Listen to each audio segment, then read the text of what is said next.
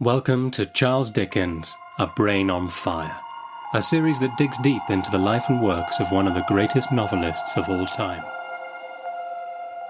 Hello everyone, Merry Christmas. Today's festive episode is with the brilliant actress, comedian and satirist Rosie Holt, whose hilarious lampooning of the cruel and stupid in public life makes her a true Dickensian. Rosie, hello, welcome. Hello and welcome. No, I don't say welcome, do I? Thank you. You can say welcome. I'm happy to be welcomed. Welcome to my world. Yes, this is great. Yeah. And it is Christmas Eve. We're not doing this in advance, are we? It is Christmas Eve, which is, of course, where the book starts. And today we're going to be talking all about A Christmas Carol because we're both actors. And you know, Rosie, that actors are very coherent and never waffle. You know, and you can really take what they say as the gospel when you're trying to sort of understand literature. Oh, that is so true. I speak for all of us when I say we never waffle or just go off into little sentences that don't really go anywhere and don't seem to have any point. Yeah. There's no throwaway here. And I think, No. although what might not be so known about you is you're a pretty avid reader. Now, I happen to know that in the first lockdown, you read The Count of Monte Cristo. I did. Have you read it? No, not yet. Dom, you have to. It's amazing. The problem is I keep raving it to people so much, and I think because it's such an old, huge book, people look at me like I'm being eccentric, but it is amazing. It's so brilliant and unputdownable. I mean, it helped that at the time there was nothing to do. Yes, that's always going to be an advantage. But I like big old books. Do you want to just talk about that instead? I mean, I'm not prepared on that, but we could just shelve A Christmas Carol. No, I also like Christmas Carol, and it takes much less time to read, which is also great. Yes. So this is what you've done then. You've reread it this week. Yes, because I think I was trying to remember the last time I read A Christmas Carol, and it's hard to, because of course I've read it before, but it's hard to pinpoint because there's so many adaptions and that I've seen over the years that when I was rereading it, there were lots of bits where I was like, oh, I forgot about that bit because I instead I was just remembering things adaptions I'd seen, or you know, A Muppets Christmas Carol or something like that. Yeah, so were you surprised at the beginning there's only one Marley who's dead? There's Marley and Marley. Yeah, what do you mean? Is there a misprint in this edition? What is going on? There's one Marley. Yeah, that's the first thing. Yeah. Where's the singing? Yeah, where is the singing? Yeah, there's one bit of singing, isn't there? Someone sings a bit of God Bless You, Merry Gentlemen, and then gets a ruler thrown in their face. Yeah.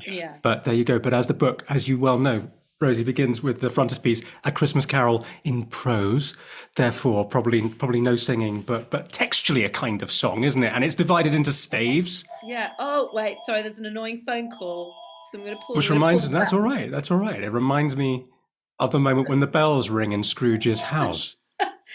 Thank you. I did organise this phone call and for no one to pick it up as well, so that we could just keep. That's right, great. Someone's picked it up now.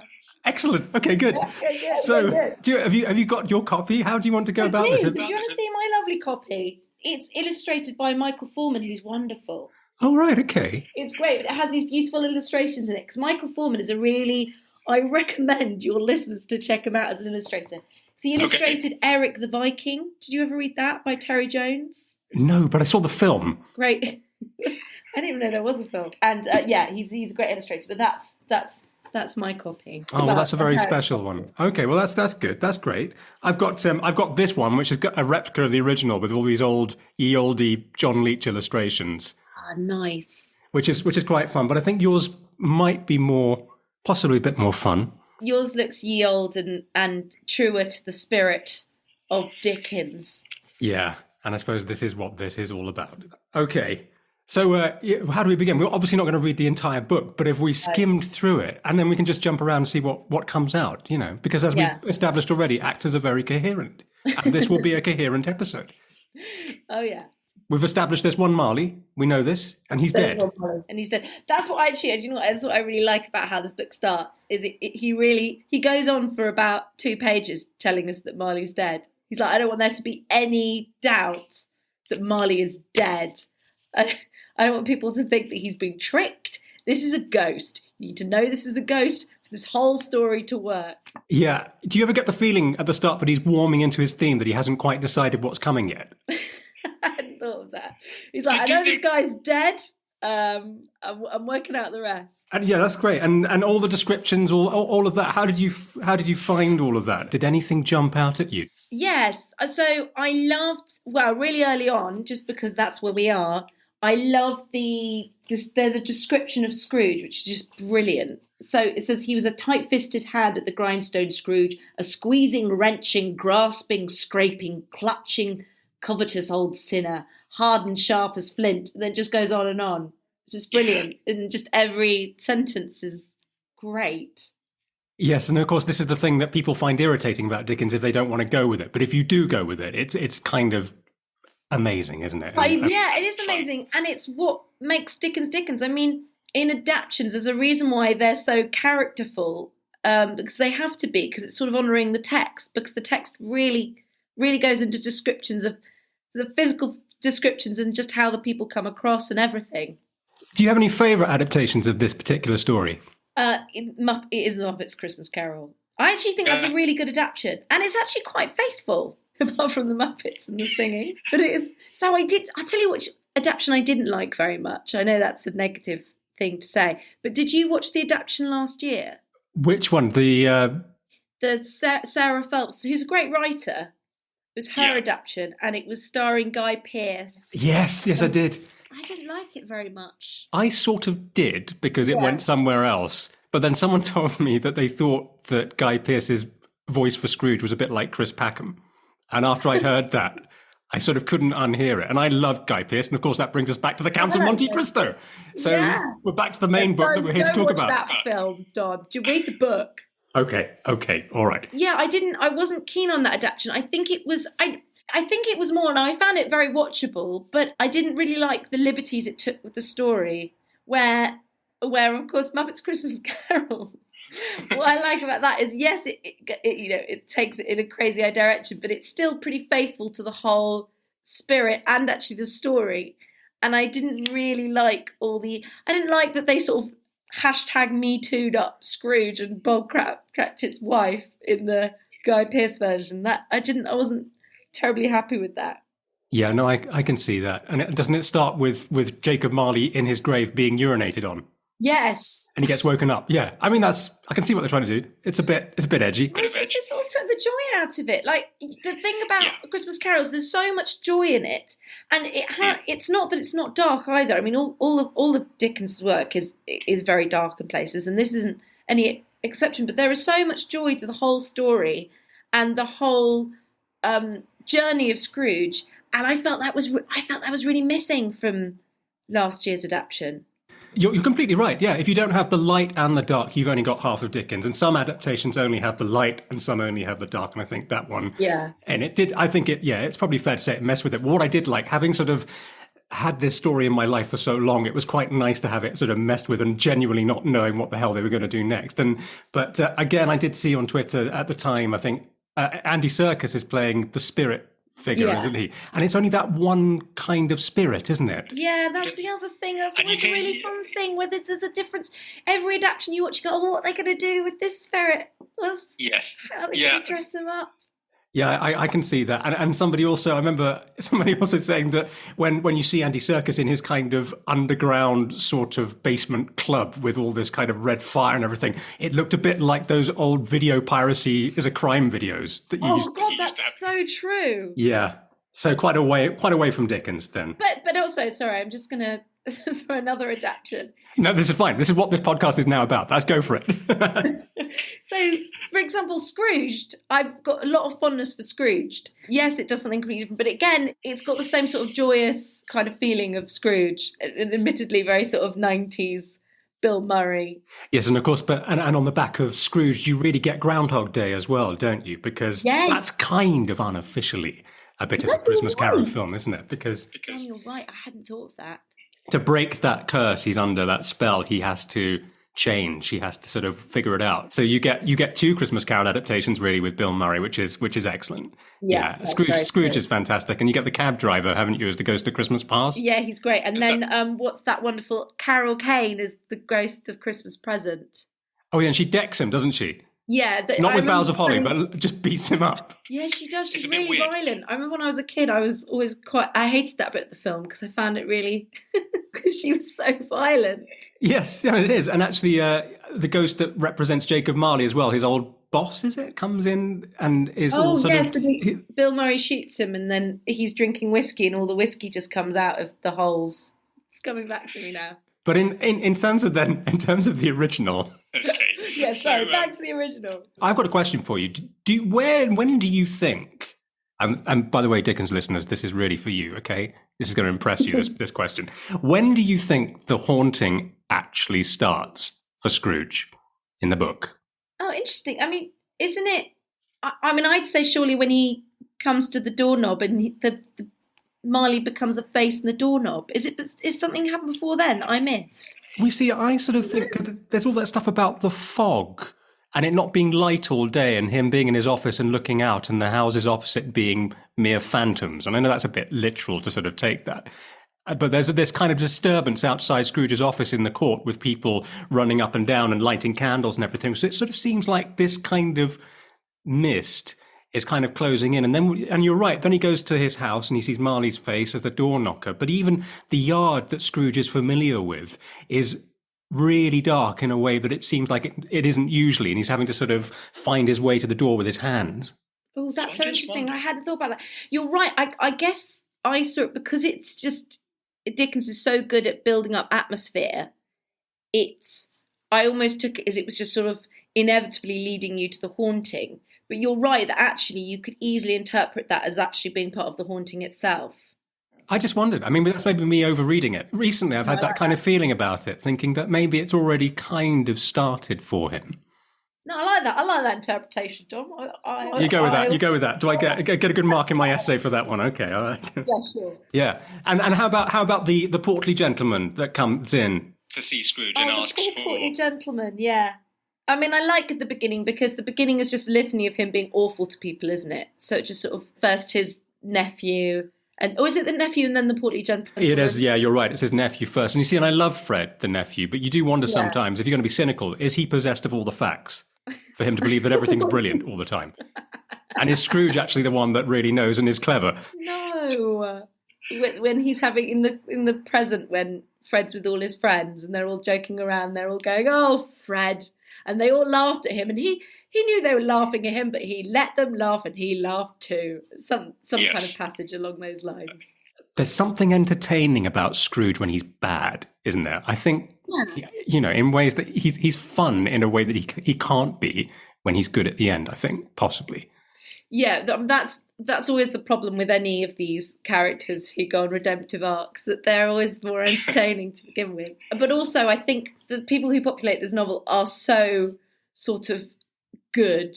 There's just, Tiny Tim and Bob Cratchit and Fred. There's all these characters who are just so lovely, and they're like, "Don't worry, Mr. Scrooge. We'll come along next year." And it's all sort of, so Scrooge seems even more unreasonable because he's just, his world is populated by well-meaning people who just are really excited by Christmas. Yes, and he's having none of it. Something I picked up and I didn't know about was looking up what 15 shillings was, which is what Scrooge pays Bob a week. And it's basically, in today's money, Bob is on £50 a week.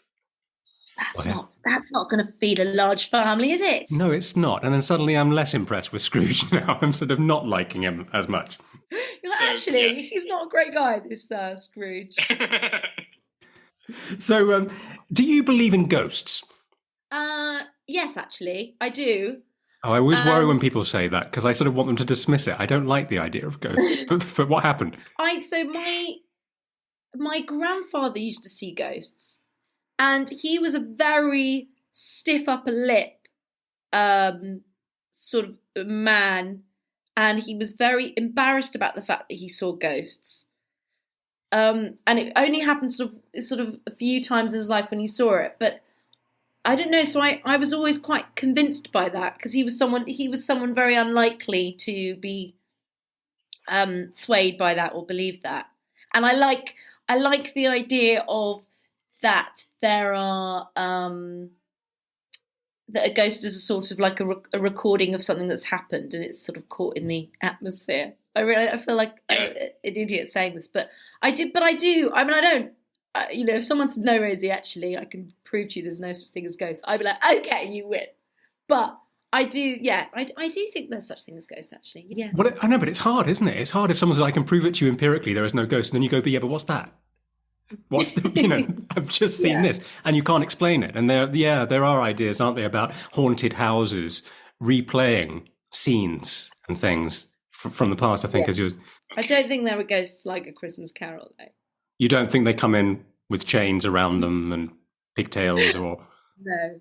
Okay, so what about the ghosts in this book then? Talk me through them. What do you think? What do you think of Jacob Marley? Thoughts on Jacob Marley? Jacob Marley's brilliant, and I like how every now and again he breaks the conversation just to wail, doesn't he? He just rattles his chains and wails.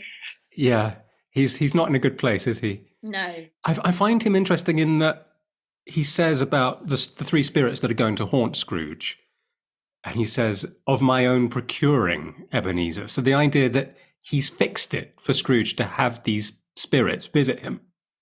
Yeah. And what's in it for old Jacob? Well, Scrooge was his only friend.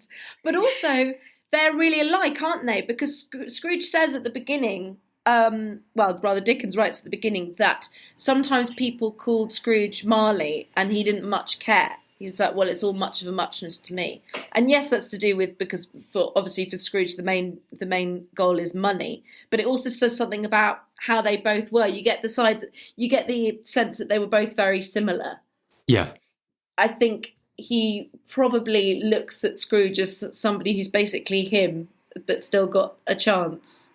Yeah, I think that's interesting. It reminds me that later on in the book, if you remember, there's that description of Scrooge being by himself when his fiancée, who he loses, when she's with her next partner, he sees Scrooge on the day that Jacob Marley has died through the windows of his office by a candle, looking alone, completely alone in the world. So yes, all Scrooge's kind of obsession with business and everything left him with just one person in his life, which was old Jacob Marley. Yeah, no, I'm just interested in that because obviously Jacob Marley is in some sort of purgatory, isn't he? And he's suffering. Yeah. So what does he get from? Does he get? Well, doesn't he talk about how? I mean, God, I just read this. Why can't I remember? Doesn't he talk about wanting to sort of help the people far below at one point? So he's kind of, and he's filled with remorse. What I like is there's a bit where Scrooge quibbles with him about, because he goes, oh, I've been here for 7 years, sort of, and he goes, oh, you haven't got very far, or something like that. And then he wails again. Yeah, and he's like, whoa! You're completely right, though. Also, yes. So when after he's had a little wail again, old Jacob says something about the regret of not to know that no space of regret can make amends for life's opportunities misused. And things like that. And when he flies out the window at the end of that first stave and Scrooge sees it, you see those ghosts in the chains. Some of them, guilty governments linked together, which I like. I like to think of what's waiting for some people. Oh, yeah. The misery with all those spirits in the air with the chains is that they want to interfere for good, but they don't have the power anymore. They can't. They see people suffering and they can't, which is a deeply profound thing. So, of course, that answers my question then. So, of course, Jacob, if he can help anyone, he's going to try and do it.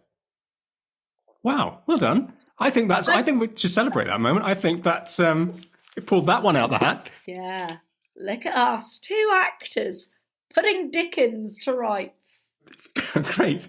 So that's old Jacob Marley then, and then our first one is the Ghost of Christmas Past. Did anything about? Is it an old baby? I'm always really confused by that description. Yeah, but it's just amazing the sort of the visual element of it. Yeah. I can't quite. So the figure itself fluctuated in its distinctness, being now a thing with one arm, now with one leg, now with 20 legs, now a pair of legs without a head. So it's like a Picasso painting. Yeah, absolutely. And he's a bit cutting, I think, as a character as well. He sort of pushes old Scrooge around a bit. Well, actually, also what I'd forgotten was that Scrooge instantly starts getting affected, like from the word go when he's brought back to his past, and even when he's sort of on his way to the school and he's looking at his schoolmates playing, and he starts to get very sort of emotional from the get-go. From the get-go, you go, oh, this is working. It's, know how in some adaptations it's more like he's more aloof until later on. Yeah, I think that's completely understandable, isn't it? I think because you're having to hold back that and keep it as a kind of surprise, whereas in a novel you can kind of get away with the fluctuation of him softening and then hardening again. So when the Ghost of Christmas Past says, "What's the matter?" and he goes, "Nothing." How about, does that make you, that moment though, that's an interesting moment when he goes back and suddenly you're out in the open country and it's the school and the fields and the snow. Does that stir anything for you? Does it remind you of anything in the past, or schools or Christmas holiday feelings? Or Well, I don't know. I mean, as you know, I went to a school in Bath, around the rolling countryside. But I guess what I like about it is, of course, is Scrooge is clearly someone who has closed himself off from his past. And I think what's so effective about this whole passage is it's someone who hasn't even thought about it for so long. He's just packed it away. So the idea of going, this is what you were like as a child, this is where you went, really affects him. Because and I think we can all sort of relate to that. Like reading that, it does sort of make you think back, really, the time when we were all more innocent. yeah, and riding on carriages, we all did that. Yeah, we all did that. Oh yeah, and pictured Alibaba at the window. Yeah, which reminds me, I've not read that. I've not read the Arabian Nights. It is from that, isn't it? I have read them, but there's so many of them, Don. You find a book of the Arabian Nights, it's only got because there's like 1001, isn't there? Yeah, you just reminded me of the title. Exactly, there's 1001, so there's quite a lot of catching up to do. And there's also Robinson Crusoe references again, which I cannot comment on because I've not, even though it's a really famous book, I haven't read it either. But this is great because that just reinforces for me how qualified we are to be having this discussion. So that's great. Oh, what was that thing I was going to say? Oh yeah, about Scrooge then. Why do you think Scrooge has become miserly?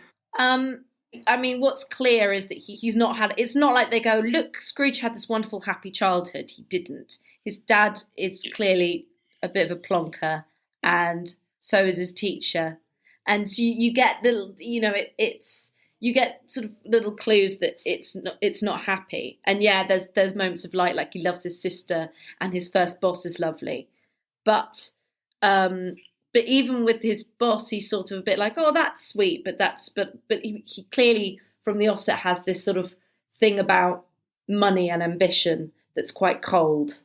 I mean that's why his lover tells him to do one.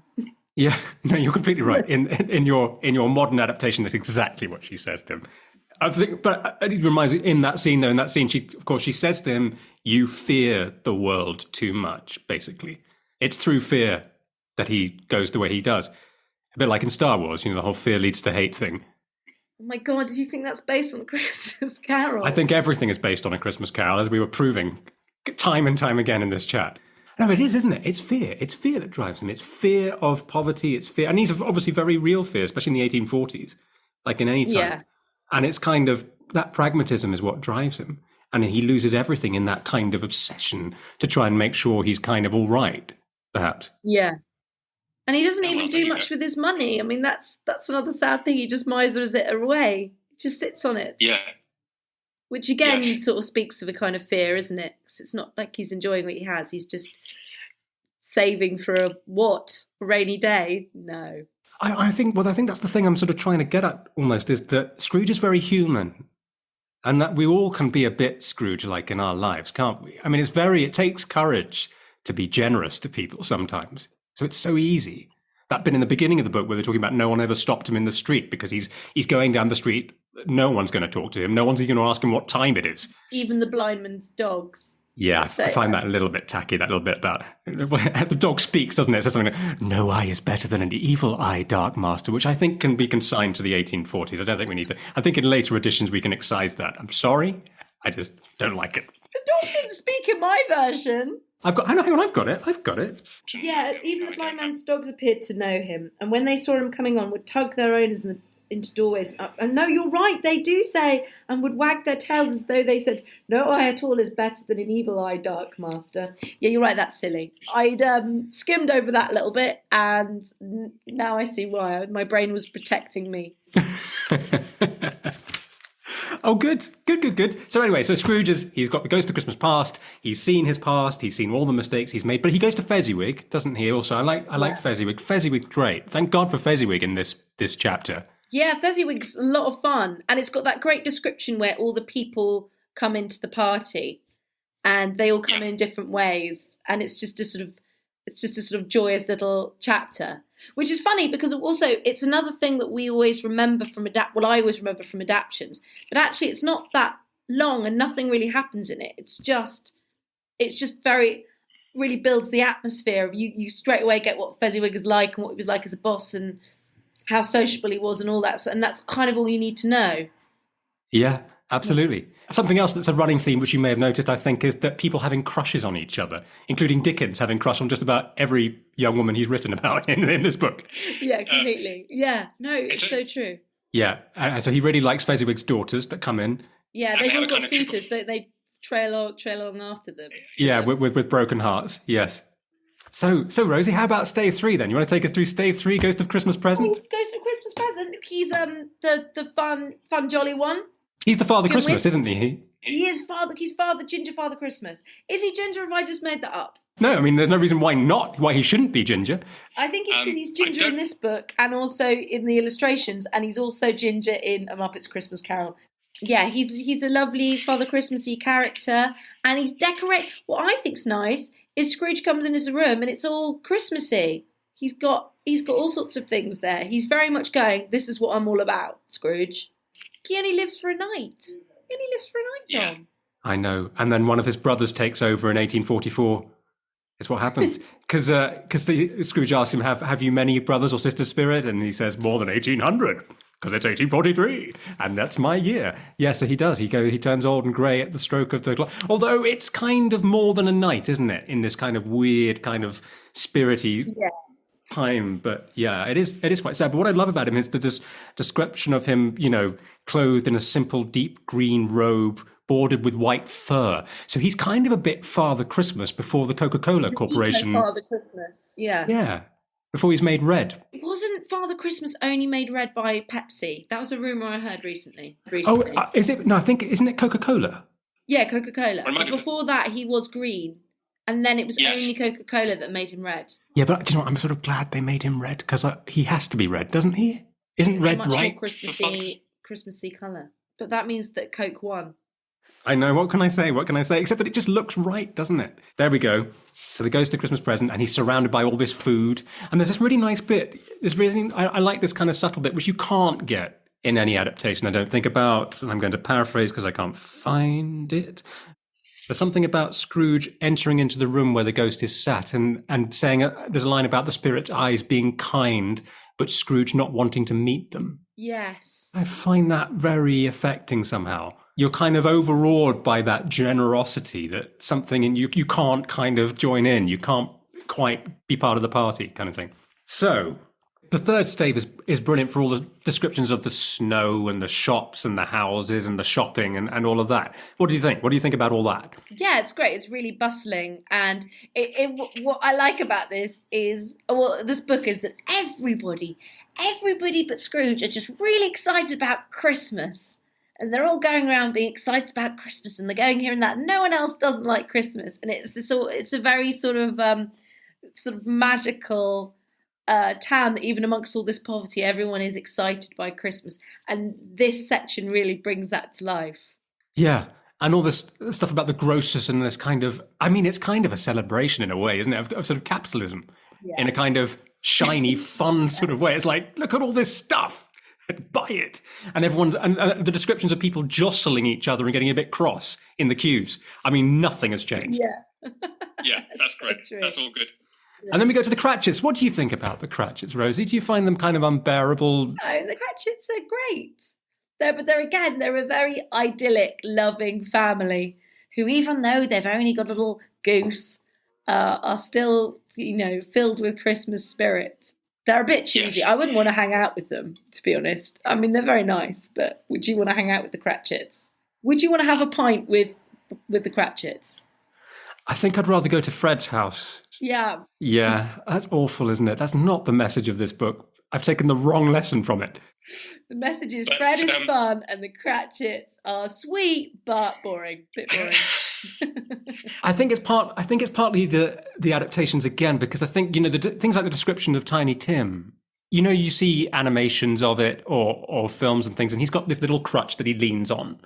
But actually in the book, his limbs are supported by these iron frames as well. Yeah. And he's got a little withered hand. Yeah. So actually it's kind of a bit darker, but I think that the hardest part to deal with about the Cratchits is they're so upbeat and optimistic all the time.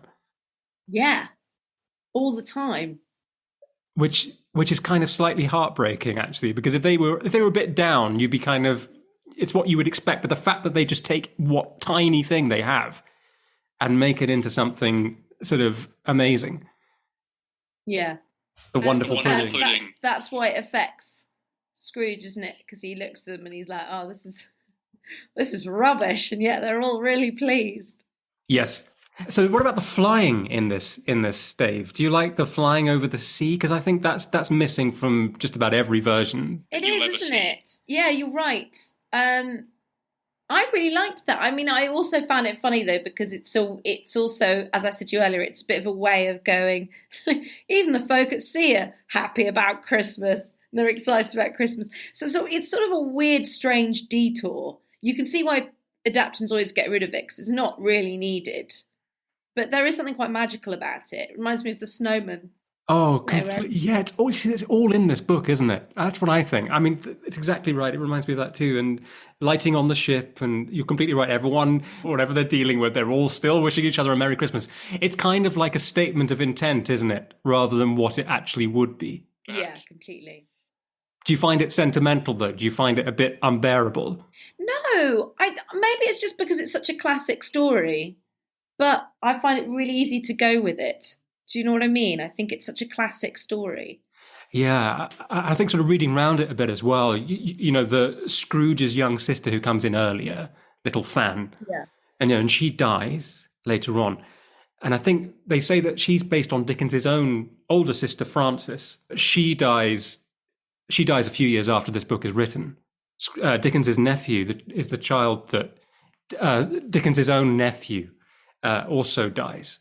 So what I'm trying to say is the real life Tiny Tim actually dies. Oh no. So when you sort of have that kind of in mind, you can sort of see that kind of drive and that kind of need to sort of put things out there in a really positive way to say, no, things can change. We can fix this. Yeah. Well, it is. It's such a beautiful wish fulfillment that the idea that if you can halt death, because that's what he does. He halts it for himself and Tiny Tim, but by being a better person, which is a sort of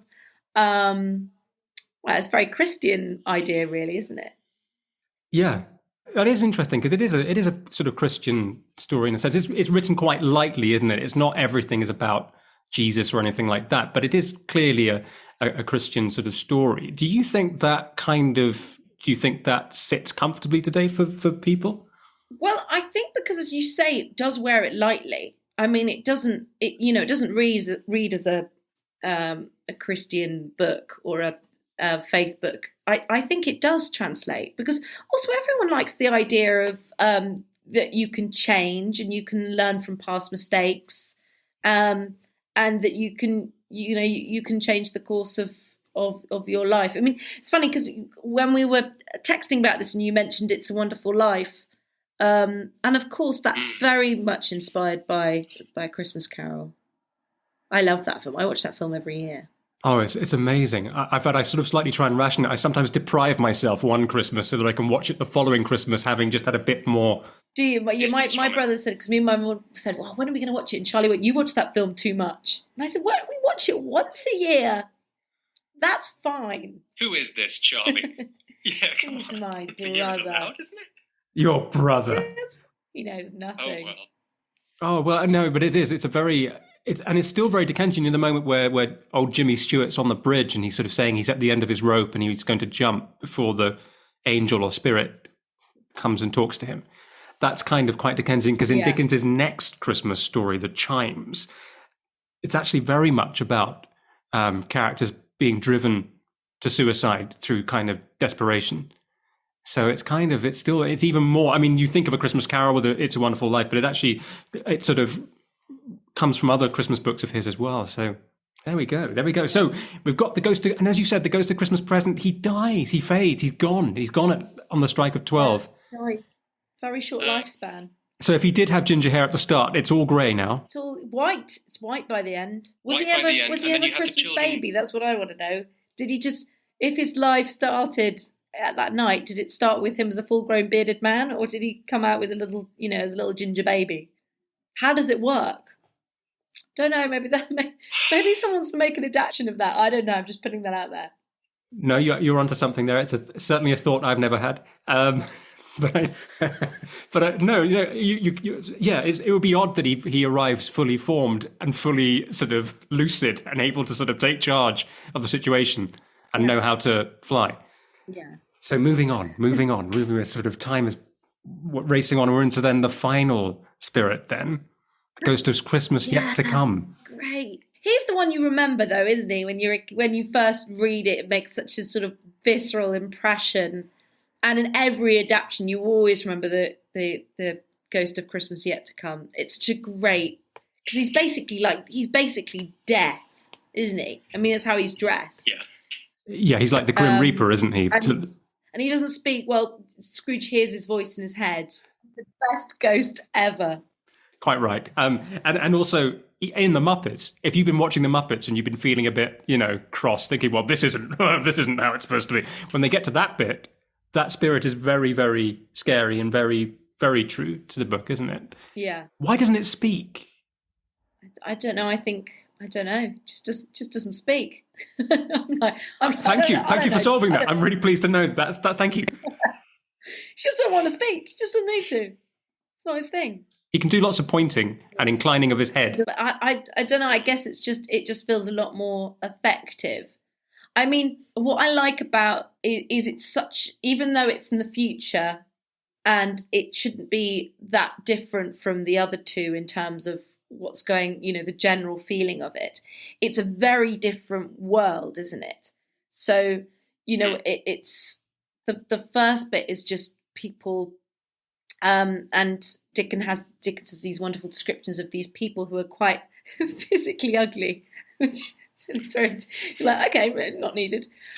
Just sort of bitching and griping about Scrooge and what they can gather from his stuff. So it's very different from the Ghost of Christmas Present, where everyone was sort of jostling around and getting things. And this one, you feel like you're really in the underbelly of Christmas, that you've just got all these characters who are just trying to work out what they can gain from Scrooge's death. Which it's immediately a very different atmosphere. It's like the whole of the future is tainted. It's not just what happens to Scrooge, it's the whole world is different. And I suppose in this fourth stage, there's very much a sense of foreboding, like things might not actually work out for Scrooge now that he's gone too far down into hell, into Hades, wherever, to get out of it again. And I do find genuinely very, very well written all of the Cratchit stuff again, with Tiny Tim now gone. And that moment where Bob goes upstairs, he leaves the family downstairs and he goes upstairs and Tim's there lying on the bed and everything, and he sort of says goodbye and comes back down. I mean, it's very, very hard. Very real, actually. I think that's the thing. I think it's I think Dickens is often not thought of as someone that does psychological depth or truth, but I think he does. I think it's all there. Yeah, I think he does. Yeah. So there we go. So we get to the tomb, and he brushes it away, and Scrooge for some reason hasn't worked out that it's him yet. I know, you're like, come on. He's trying to it's obviously you. But it is one of those situations where you're kind of just in denial, perhaps. And you just kind of think, because he refuses. He's taken to a room at one point, isn't he? And there's a figure under a bedsheet. Yeah, and he won't look at it. He says, "I can't." He hasn't the power. He won't pull it back. Look and say, "All right, I'll do another version. Here's a tombstone." So you will. Really going to hammer it home. And do you remember, you must have done this at school in creative writing or whatever, where you had to write stories and you've got yourself into a little part in the plot and you go, and it was all a dream. Oh God, I used to do that all the time. I used to do that with all of my stories, because I'd be very interested in the beginning and the setup, and then I'd have no idea where to take it. So it would always end up with then she woke up. Yeah. Which I did too, and until the teacher eventually said, that's not how every story goes. It's not that easy, actually. You have to do a bit more work. But this is sort of what happens then for stave 5, the final stave, Scrooge wakes up. Yeah. But it's so joyous, isn't it? You can't not read that and be cheered, because it's such a lovely idea of someone waking up and just being so happy to be alive and be present and be in his own bed sheets. And then he sort of gets up and he goes, oh, I've still got my curtains, because of course in the future they'd taken away his curtains. And it's just, you kind of forgive it all that, because it's just such a wonderful, it's just a really, I can't think of any words. So really happy making bit. Yeah, it's a nice ending. I think, yeah, but you're completely right. Yeah, I think by that point we want that, don't we? I just think what I'm trying to work out is how does Dickens get away with it? How does he get away with the trick of, he wakes up? I suppose actually because he falls asleep in the first place. And also that he's kind of set up, and that he's going, these spirits are going to visit you over the... Though it's very confusing, isn't it? Because it says these spirits are going to visit you over the course of 3 nights, and then they all come in one night. I got really confused by that. Maybe because it's a Christmas night in the past, a Christmas night in the present, and then one in the future, and then you're taken back. I don't know. Yeah, it's very hard to know that, isn't it? But it's obviously it's a dream. It's a dream. It's a very visceral one, a very real one. He is really there in body and spirit and everything when he's travelling. That moment when the Ghost of Christmas Past sort of makes him go out the window, and he's scared, saying, "I'm going to fall. I'm going to fall. Could we stop now?" kind of thing. And then so Scrooge has still got things to do, though. He sees the portly gentleman again walking towards him and all of that. And he whispers in his ear. We don't know exactly how much he gives to him, but we know it's good. It's the portly gentleman. Yeah. And then I like that he sort of says to the portly gentleman, as long as you come and visit me. I think Scrooge is thinking, I've got to make some friends quickly. And I love the bit when he goes to Fred's house and he's kind of... he's unsure about knocking on the door. Yeah, it's lovely. The trick he plays on Bob, though, coming in late, that's a bit mean, isn't it? Well, it's also funny because it's not... In every adaptation, they don't do that, do they? In every adaptation I know, he goes over to Bob's house. And in this one, he sends over a turkey to Bob's house, sort of thinking, ha, ha, ha, he won't know where it's come from. And then it's only the next day where he's like, surprise, I'm actually nice. And I thought I could see why every adaptation changes it and goes, no, we want this all on one day. We want that whole thing of him coming around and delivering the turkey. Yes. And Scrooge promises to raise Bob's salary and all of that, and they're going to discuss his affairs over a Christmas bowl of smoking bishop. What is smoking? Have you ever had smoking bishop? No, what is a smoking bishop? Maybe some sort of punch, perhaps. I'm going to cut this bit out. I don't want to admit to not knowing this. It just sounds a bit wrong, though, doesn't it? It doesn't sound like something you want to drink. It sort of... Smoking bishop, yeah, what the hell is that? But anyway, that brings us to the end, and we know that Scrooge is a good guy, and he becomes a second father to Tiny Tim. And he doesn't die. Who doesn't die. Exactly. Brilliant. So having reread it again, what has this left you with? What do you think? Is it a story for all time? Yes. I think it's great. It is great. There's a reason why it never gets old, that people are always drawn back to it. Because it's brilliant and it's timeless. I think that's what I say about it. Well, thank you so much. Thank you very much for having me on.